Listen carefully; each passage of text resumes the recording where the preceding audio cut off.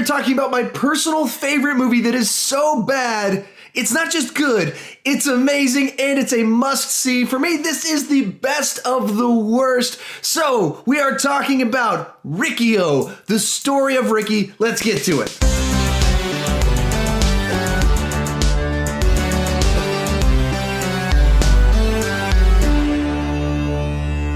So in the story of Ricky, it's in a post-apocalyptic future in the year 2001, where capitalist countries have privatized prisons and they've become evil, evil places. A young man with superhuman strength and martial arts skills ends up in prison for a crime he did commit, but he was justified in what he did. He's unjustly in prison, and he must use his incredible strength to battle the other inmates and protect the good inmates from the evil warden and the gang of four. Now, the plot of it is, fairly standard for prison-type movies. The unjustly convicted person goes to prison for something and has to battle the evil warden. But wow, this movie has such a delicious and incredible flavor to it. The key thing here is that it's one of the most graphically violent movies ever made, and just jam-packed with unnecessary, gratuitous violence throughout, beginning to end. If someone gets hurt, it's not just, oop, I stubbed my toe, it's, oop, this toe gets snapped to the side, or fingers being bent off, nails in the face, eyes gouged out, heads being smashed, flesh being ripped apart. It is an unbelievably graphically violent movie. To that point, I'm going to be showing clips from the movie during this, and so if you get squeamish, you might not want to check out this full review, but it is incredible. It's also incredibly low budget, or cheesy and so campy in the way they do things, that it's just such a sight to be seen. Best seen with a group of your favorite, funniest, most obnoxious friends just sitting there having a good time watching this experience unfold. Now, the movie is based off a manga from the 80s. The movie came out in the early 90s, so it's based off a manga from several years before that, and it essentially came to prominence in the United States during the earliest days of The Daily Show when Craig Kilborn was still the host of it. Even before Jon Stewart, Craig Kilborn was the host of it, and there's a clip in this movie where a guy smashes a guy's head, and that was used on The Daily Show kind of very regularly. So the movie got a little bit of kind of press in the United States, and that kind of turned into people like me discovering it through that, being like, what is that movie? And you realize the whole movie's like that. Beginning to end, ultra, cheesy, campy, ultra violence, delicious, delicious, delicious stuff. So it's been a cult classic of sorts in the United States. One of those movies you introduce your friends to and you sit down with a group of people and watch it since the early zeros, I think, is around when that kind of, or I guess Craig Kilborn would have been the late 90s, early zeros is when that kind of transition started to happen. So how do you talk about a movie like this? So this is the second movie in kind of my best of the worst. We'll go and call it a series because I guess I've heard that Red Letter Media has a series of that name. I've been on Red Letter Media, so I might have heard it and it just kind of sunk into my brain. I was more thinking about the movie, The Best Worst Movie Ever, but either way, I didn't really come up with it. But it's just a useful name to kind of talk about what I'm talking about. Probably shouldn't brand that one since other people have used it. But so I have the second series in this Best of the Worst. I did The Room before, and check out that review and check out the movie, The Room. It's a totally different type of best of the worst movie from The Room. In The Room, you have a movie where it's essentially people just in this one room, this one apartment, talking about relationships. It's a movie in a sense with very little ambition, very little scope and scale because it's all in one contained environment and it's just people there talking. So you have very little suspension of disbelief because everything you're seeing, you're like, what? That was actually a conversation I had with the patron that actually requested the movie. We were just talking about how it's might be the worst ever specifically because of the fact that when you watch a sci-fi movie with cheap special effects, you at least know you're watching a sci-fi movie and there's a reason that it's so bad. With The Room, it's just people sitting there. It's just, your brain just goes, this is dreadful. This is unbelievably terrible. And you don't have any of that. The story of Ricky, however, is the opposite kind of best of the worst, where in that it does have some ambition to it. It's set at a prison. There's a bunch of different, huge cast to the movie, a bunch of characters, all kind of effects shots. So they're trying to do things. They attempt things, and it looks deliciously awful. the whole time, and there's so much of it. So many of these violent effects of head exploding, bones sticking out, and the way it's conceived. And so it's a very different type of experience while bringing out that same sense of joy from you. One has no ambition. You're just like, how is this happening? Why is this so bad? And this one is, why are you attempting this? How do you not know how bad this looks? And at the same time, the other thing with the story of Riki is, because the crew's so large, and because in a certain sense, there's a certain level of professionalism in their ability to construct things. Things are in focus. The editing is much better than, say, in The Room. People don't just kind of appear and disappear from scenes. There's a certain level of actual professional work going into what they're doing that makes you go, why did you put all this work into this? How did no one go, that paper mache head looks horrible? How did that body right there, what are we thinking we're doing? Like, the whole movie's kind of like that, and which makes it kind of delicious. And I keep using delicious. That's a weird word. I baked cookies with my daughter this morning, and so that's probably why I have a delicious on the mind, because those were some delicious cookies. The first time I've made cookies in about 20 years. Fun time. And just so you know, I'm going to be walking through the plot and the insanity that is this movie, so be warned, it will be spoiled. It's not like plot points are important here, but if you know you're going to watch this movie, watch my review after you see the movie, because it'll spoil the insane violence of this movie. And there's something special to watching this one for the first time and seeing, like, you're doing this? Now you're doing this? So just so you know, but if you're probably not going to watch it, have fun seeing the highlights of the story of Riki. Let's talk about it. So just kind of walking you through the basic idea of the plot. It starts off with Riki goes into the prison and he sees a guy getting bullied and picked on, and they bully and pick on the guy by like slashing his face with a board with nails in it, and it kind of skins part of his face. So Riki trips the guy that was bullying him. The guy falls down onto a board with nails sticking out of it, and you see like a paper mache head go onto nails and like gooey red blood shoot out everywhere. The guy stands out and the board is hanging out of his face. This is the first just few minutes of the movie. And so they get kind of mad about this, and they set out to get revenge against Riki. So they get this big, gigantic guy, like 300-pound guy, to try and attack Riki. They punch him. He flies across the room.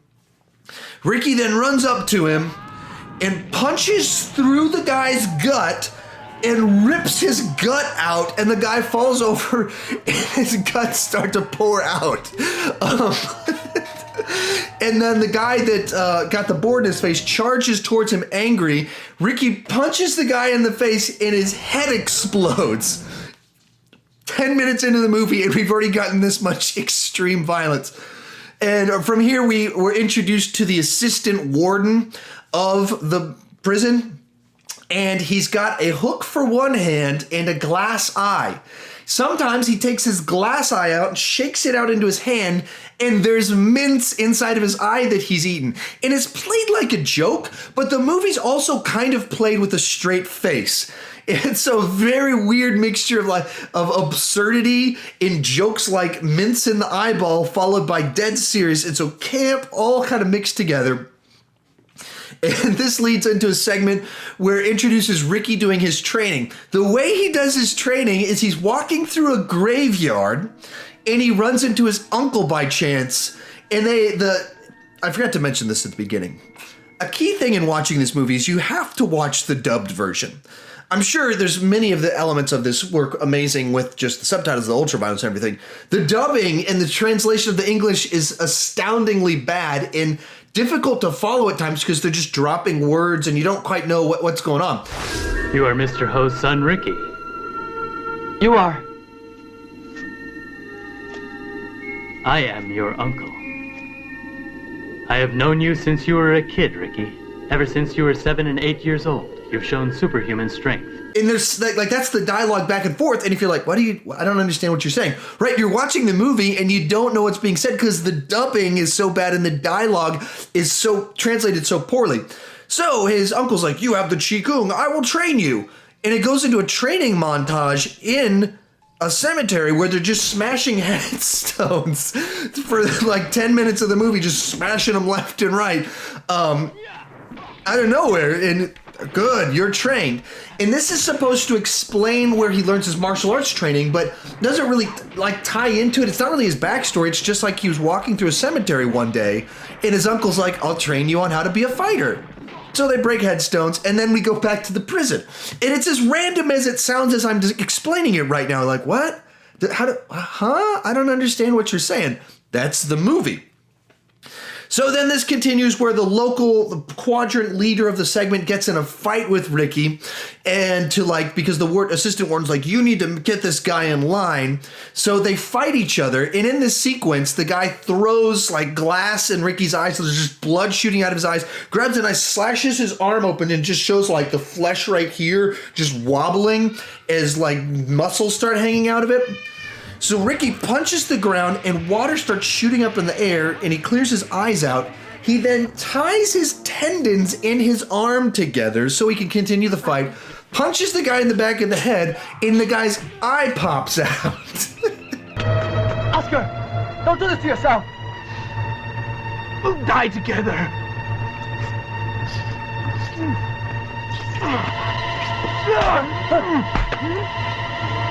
All right, you got a lot of guts, Oscar.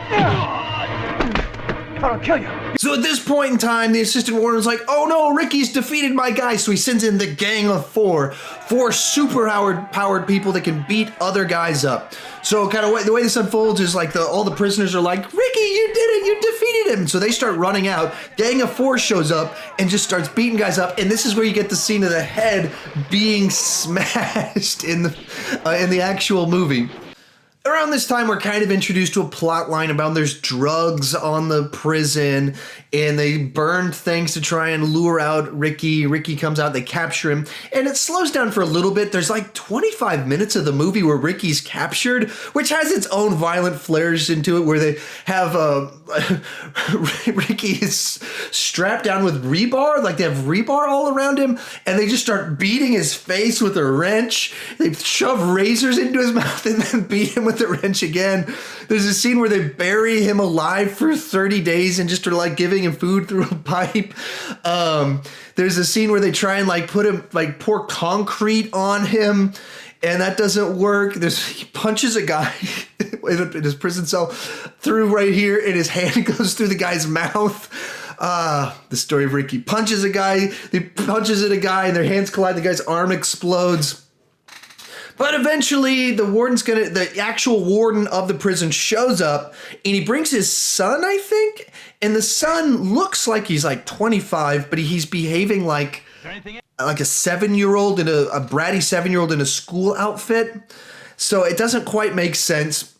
And the guy that plays the warden has like the cul-de-sac hair, except if you look at his head, it's like you can see that there's sprinkles of hair there, like he's just shaving his head every few days, and sometimes in some shots it seems like it's grown out. So while Riki is in prison, they give us the backstory on what happened to Riki and what made him go to prison. And essentially his girlfriend is kidnapped by a group of rapists, and she wakes up before she's raped and runs away from them by running up to the top of the building and just runs off.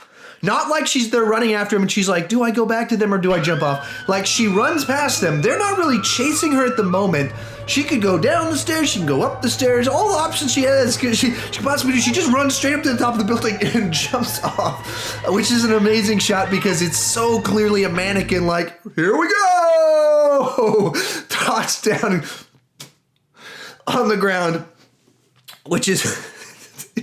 such a special scene. So Riki gets angry, tracks these guys down, punches the rapist guy in the head, and it puts a crater in his head, and he goes to prison for that after getting shot several times in the chest, which barely phases him. So around this time, we get to go into the final act of our movie. Riki escapes from the warden. A guy runs in, and Riki's like propped himself up in the ceiling, drops down, and the guy's standing there like, where's Riki? He drops down, punches him in the head. This is where the top of the head falls off a guy, and his brain spills out on the floor. And Riki chose to try and run into battle the warden, and the assistant warden at this time is being like run down. Riki starts a riot at the prison, so the people are like beating up the assistant warden. They cut off his arm. When the warden sees the assistant warden, he shoots him with a gun that when it hits him, it makes him start expanding and getting bigger, like the effect is they put a balloon in his shirt. And no! And he gets to a point and it pops, and then they show a close-up of his head exploding. Which, once again, amazing effects. So Ricky fights the warden. Ricky fights the warden. And the warden goes, if you're the warden of a prison, you must be a master of kung fu. I'm a lot tougher than you think. The warden of any prison has to be the very best in kung fu. Now see for yourself. Ricky punches him across the room. The guy stands up, hulks out, literally like turns into this big hulking thing in like this weird wiggly rubber suit with a paper mache head. And then the fight between them is just Rick punching holes in the guy for a little while, literally punching holes through him. And then Ricky picks him up and throws him into a meat grinder. As he's getting ground into meat, it shows it like the meat coming out of it onto a tray. And then Ricky breaks through the wall of the prison and everybody escapes.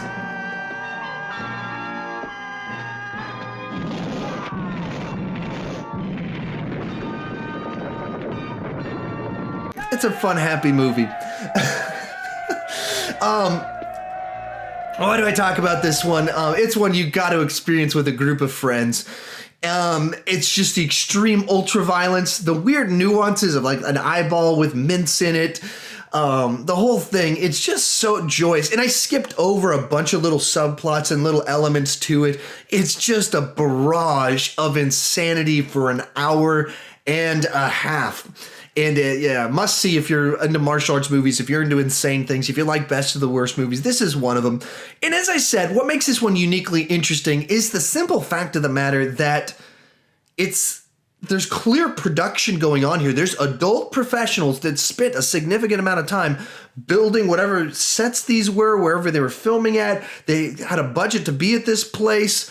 They're building all these paper mache heads. Every violent effect has to have an effect to it. So much of this was actually thought out, planned by a whole team of people. It's just so bizarrely, insanely captured on screen that you just go, what were you thinking? How did you create this? What is this? Did you think it looked good because you didn't know how we'd have DVD and Blu-ray technology in the future? So because of the low resolution of the past, you thought we'd get away with it? Like, what was it that this came into existence? Those are the things that amuse me to no end. So that's where this one comes in as my favorite best of the worst type movie. I've done all kinds of wacky homemade movies throughout my lifetime, and I've tried to do my own share of ultra violence in the vein of this type of movie on many, many occasions to all kinds of levels of success with those. I need to try and track some of those down and share some of those on here at some point in time to some extent. But overall, there you go. I can't really rate this movie. On an entertainment level, it's certainly a 10. As for the actual movie itself and its ability to execute what it's doing, it's not quite a 0 like you would get with The Room. That's just a certain level of insane incompetence. It's probably more like a 1 of there's a certain something to what's going on here of ability to have scenes in shot in order and a logic to the way they're all put together. They're just insane scenes, but they do flow together in a certain logical form to them. If I had to try and do this. So if you don't know my rating system, if like for blockbusters that are well produced, 3 is like the negative of the worst you can get, and below a 3 is kind of like so bad it's good category, incompetent filmmaking, that type of thing. A 3 is if you're a professional competent movie, that means you're the worst of professional awful movies. And this one's like a 1, so pretty unprofessional, the insanity that you're getting. Maybe it'd be like a 2 because it is things about it that are kind of well structured. It's just these effects and the paper mache heads and the bizarre ideas. So that's my take on it. Have you seen it before? Tell me your thoughts down below. I'd love to hear your take on it. Also, if you have any recommendations for some other best of the worst type movies, I'm not talking about professional Hollywood stuff. I'm talking about the real insane actual worst movies ever made type stuff. Below 3s on my scale. Like a Transformers movie is a professionally made blockbuster thing that's garbage. I'm talking about legit worst of, not professional. Those are the best of the worst type movies for me. And not Sharknado, not movies produced to be bad. I'm talking legitimate, someone tried to make something amazing and created something epically bad and incredibly enjoyable for my lifetime. Also, if you're new to my channel, please consider clicking that subscribe button. I do movie reviews, I do ranking videos. About once a month I do one of these best of the worst type reviews, but I don't want to just talk about movies, I want to talk about movies with you, so join me in the comment section, give me your recommendations, and thank you so much for watching.